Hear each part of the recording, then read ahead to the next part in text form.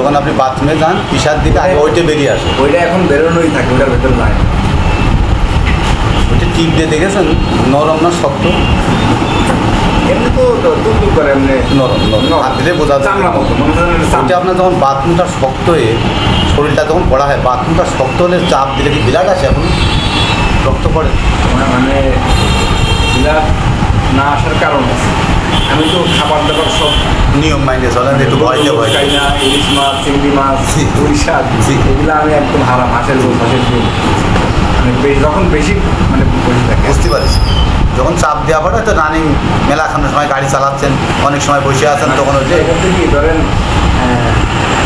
এক সপ্তাহ একবার চালাচ্ছি গাড়ি, ধরেন খাবারটা এলোমেলো হয় গাড়ি চালালে, ইঞ্জিনের পাশে তারপর ঠিক মতন হয় না, দিন চালাচ্ছি, ওটা কোনো সমস্যা হচ্ছে না। রেস্ট নেওয়া বলে আর সমস্যা হয় না। যখনই প্রেশারটা পড়ে তখনই বেশি দেখা ওই যায়। সময় যাবে সমস্যা তাহলে এমনি আমার আগে মাপছিলাম। আপনি সকালবেলা ঘুমেরতে উঠবেন, বাথরুম করবেন, তিরাস করবেন, ফেলে চলেন, ওষুধটা ঝাঁকিয়ে নিয়ে ওর ভিতর থেকে এক ডোজ ওষুধ আপনি আল্লাহর নাম নিয়ে খাবেন।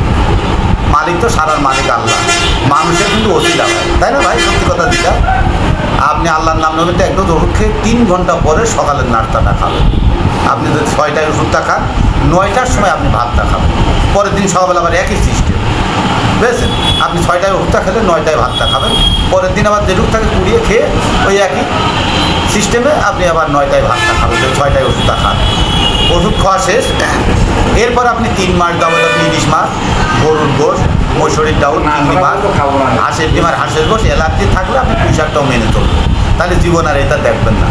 তবে সারার মালিক আল্লাহ এটা স্বীকার করতে হবে, আমি ওছিলাম ছেড়ে যাবে, এটা শিওর থাকেন, বুঝেছেন? কিন্তু নিয়মটা খালি মেনে চলবে, তাহলে জীবনে এটা আর বলবেন না।